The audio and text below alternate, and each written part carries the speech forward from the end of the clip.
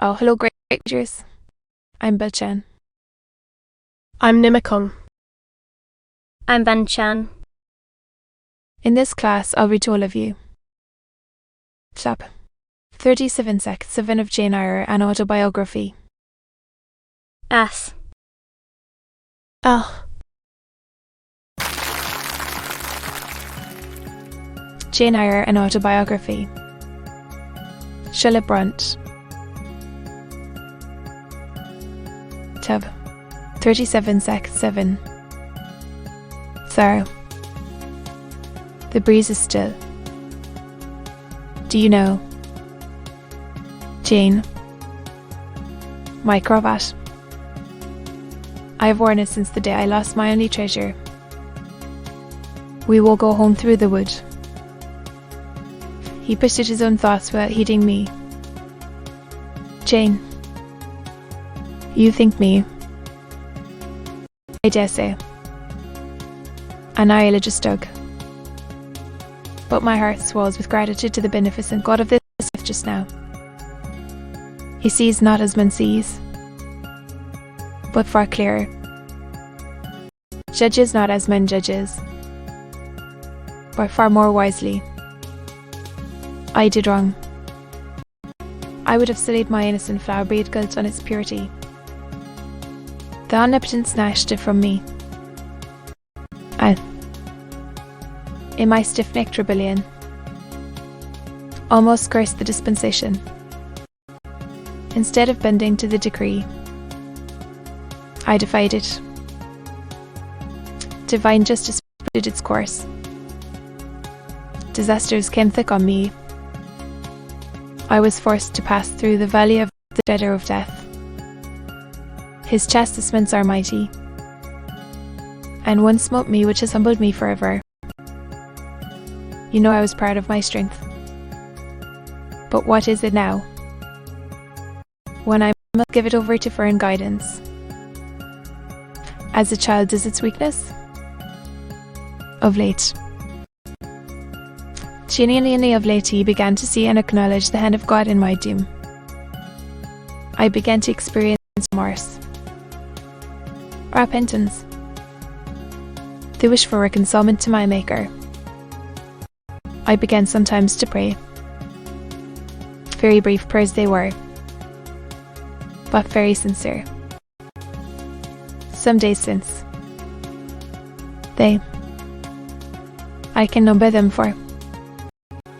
It was last Monday night.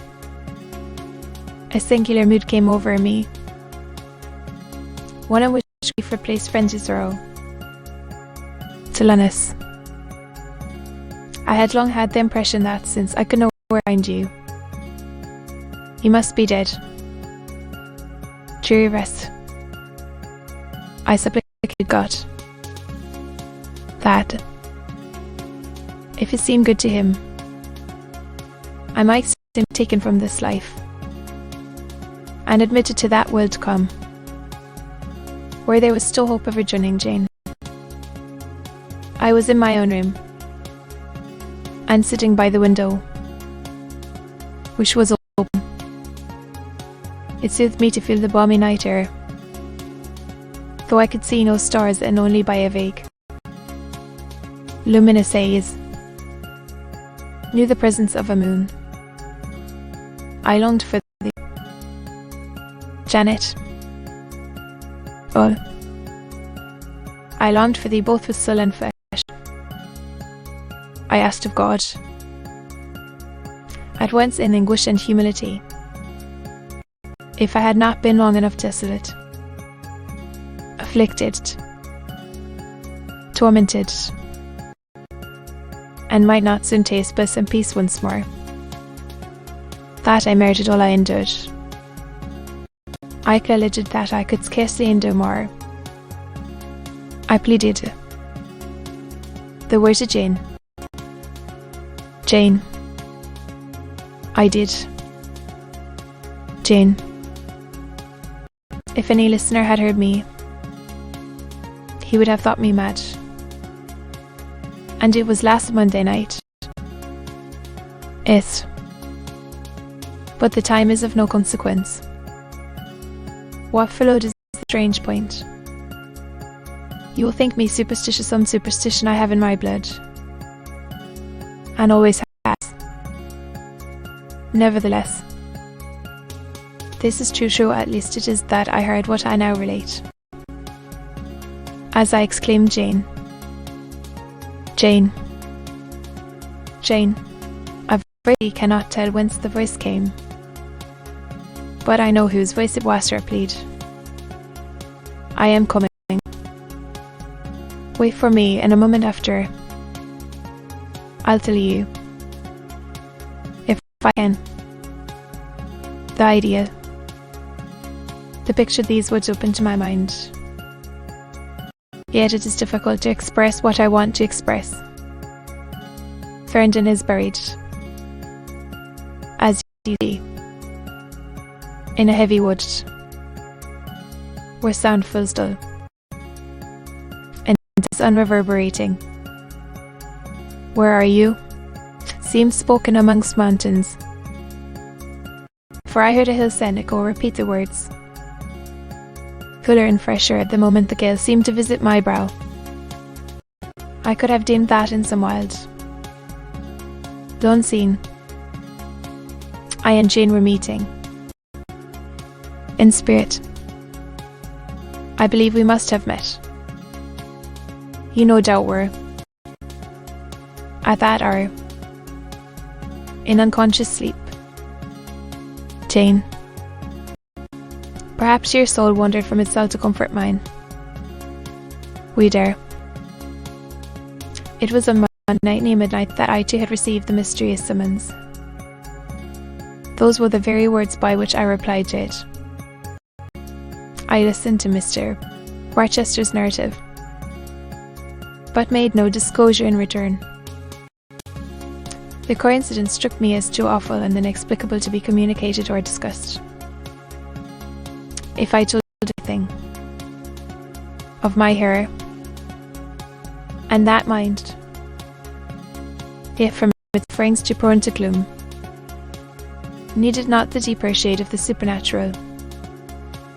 I kept these things in, and pondered them in my heart.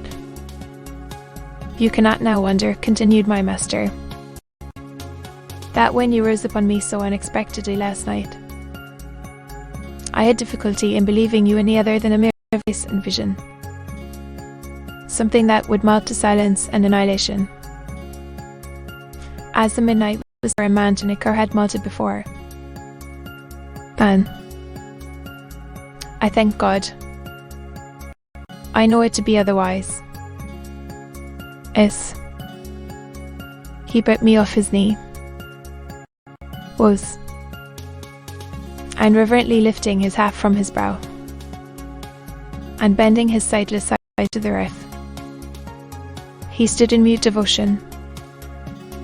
Only the last words of the worship were audible. I thank my Maker that, in the midst of judgment, he has remembered mercy. Then he stretched his hand out to be led. I took that dear hand, held it a moment to my lips, then let it pass round my shoulder. Being so much lower of stature than he, I served both for his prop and guide. We entered the wood, and wended homeward. To be continued.